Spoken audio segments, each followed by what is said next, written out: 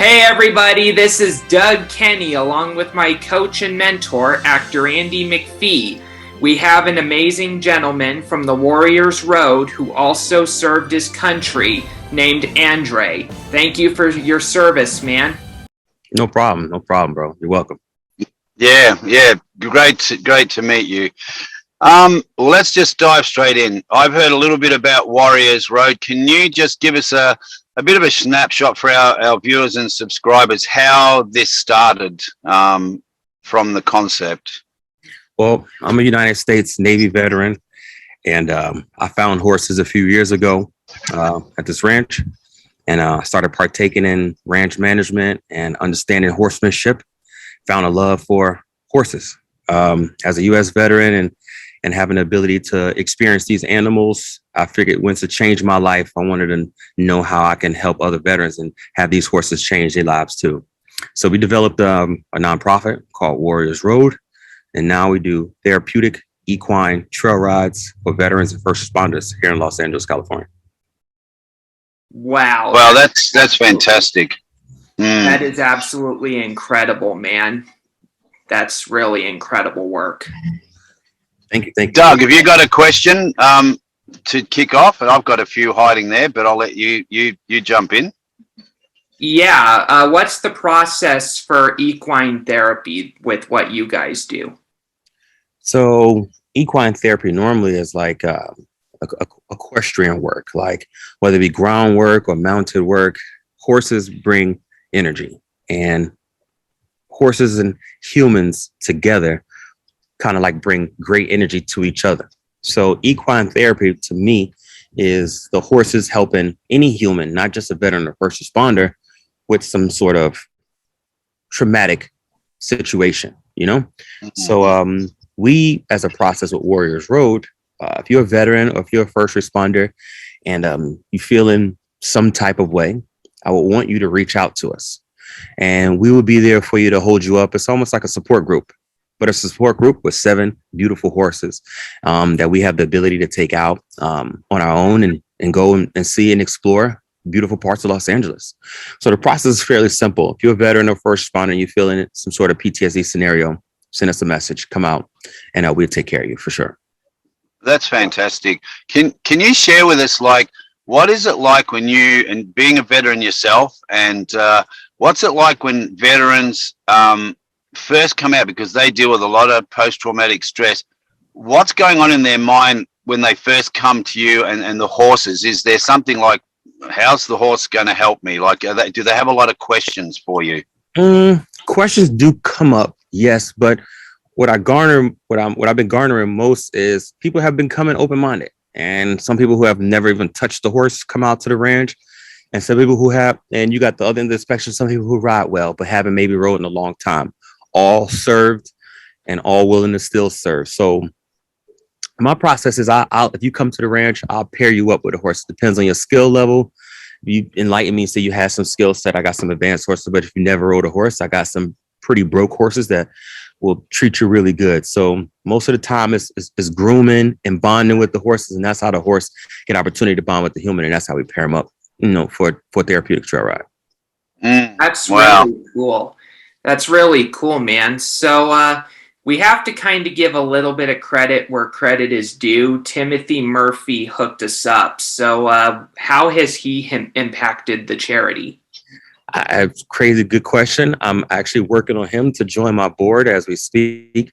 Tim Murphy is a phenomenal human being, a great person. He's come out. He's shown us a lot of love. He tried to show us a lot of support, and just give us a lot of positivity. Sometimes in this world, you just need people to be positive with you. And by him being in America and a successful actor, we take pride in that, having these type of people come out and join our organization and be representative of what we do. That takes a lot for somebody to put their name on the line to represent someone else. So it's a blessing to have Tim Murphy a part of Warriors Road. Yeah, that's terrific. And Tim is an amazing guy. Super I've worked with him twice. Yeah. Grateful, peaceful, willing to give, no ego about him. None at all. It's hard for people like him to come across. You know what I mean? So I was blessed. But let me tell you how I started. I just liked him as an actor. I'm a fan. I was a Yep. fan from Sons of Anarchy. And one day I seen him post pictures of just him and this other horse organization up here. And I was just in his DMs on Instagram. I was like, hey, man, come out and ride with us. I sent him a few messages and then he finally responded. He came out and rode with us and he never left, man. Yeah, that's awesome, mate. And that's pretty much how this happened. Like I think the first time I worked with Tim, we were on Criminal Minds. He is Irish. I was playing Irish. And we got a really good bond then, and we've stayed in touch ever since that. And then we were both on Sons.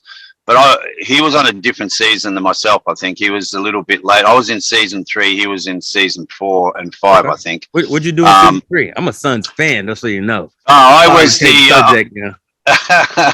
I was the Irish president of the Belfast chapter, Keith McGee. You know what? I was like, you do look kind of familiar, but I was like, I don't know if I know him or not, but yeah, I think did you have hair then, or did you still have a bald head? Oh, come on, mate, that's rude. What do you mean over here then? I need to come. I need to come ride a horse now. No, but did and count me on, Andy. Yeah, right. Oh my God. You have this part of your mustache, but this was shaved, right? Yeah. I had a little bit more hair and then a big thicker. It was just this down. Yeah, I remember that. Yeah. Yeah, so that's sort of how Tim and me met. I think actually I'm better looking, but anyway, everyone's got their own opinion. I don't care. Understood. I love it. But yeah, no, you're right, mate. Tim is an amazing guy, and thank God I met him, because through him posting is how we got to meet you guys, and that's the beauty of connecting with people, good people, positive people, because it always leads to something else. Hell yeah. And look, here's the question. I've ridden horses in films. I am not a good horse rider. I've ridden motorbikes. I've ridden motorbikes for 40-something years. But there's something about getting on a horse. I am comfortable, and then the comfortable goes. It's totally like, I'm trying to sit. I'm trying to do the right thing, but that's not what you do. Honestly, it's just like a motorcycle, to tell you the truth. Yeah. It's 7 pounds. I ride motorcycles too. I got a higher booster. Yeah. There's 7 pounds of pressure in your wrist to really get your bike to go from 0 to 100 miles an hour. So you got to think of the same pressure you put in your wrist to ride your bike as if you put into the reins to ride your horses. If it's a good trained horse, you should be able to really neck rein and ride softly. So it's a blessing sometimes to have quality horses. Now, it depends on your horse experience. Now, it depends on you as a human, but it also depends on the horse too. If the horse is not in the mood, or the horse got a bad environment, the horse gonna give the rider a rough time. You know what I mean? Oh, yeah. No matter how good or nice you are, if the horse is having a bad day and it is living in a bad space, it's gonna give you a rough ride. Yeah, so I can attribute to that. It's cool about the environment. Yeah. Yeah, they're very, because I used to be a professional wrestler. I did that for about 13 years in Australia, and one of my pro wrestler friends, he was into the equestrian side of horses all their life, all their kids, the wife. So I said, I want to learn to ride a horse. Can you teach me? He said, yeah, come out to our property. They had a little corral there. So for about a month and a bit, I was every week there on the horse, just trotting around the little corral. Perfect. Then one day I get there and I'm on the horse, and next thing it goes, hey, you know what? I think it's rodeo time. And it went, it was going up on its hind legs. It was going up on its back legs. All I'm thinking of is just hang on. And he's yelling at me going, keep your feet down, pull this. I'm just listening to him doing what he told me. I never got thrown off, but it was a full-on experience. If you can follow orders, you will stay on the horse. And that's a lot of times what I say to some of the riders too, whether you have skill sets, you have skills or you don't have skills, stay on the horse, no matter what. Keep your feet down, your posture up, stay on the horse. If they go fast, pull back. That's it. Sorry to interrupt, but that sort of reminds me of a children's book I read years ago that was coincidentally about trains, one of Andy's interests. And in the story, the conductor was telling the train, stay on the rails no matter what. That's it. Stay on the track. I totally understand that. A lot of times you can feel your balance go off, but if you're a human and you got good cognizant ability, you will figure that balance out. You know what I mean? It's not going to be easy, but you're going to have to do it.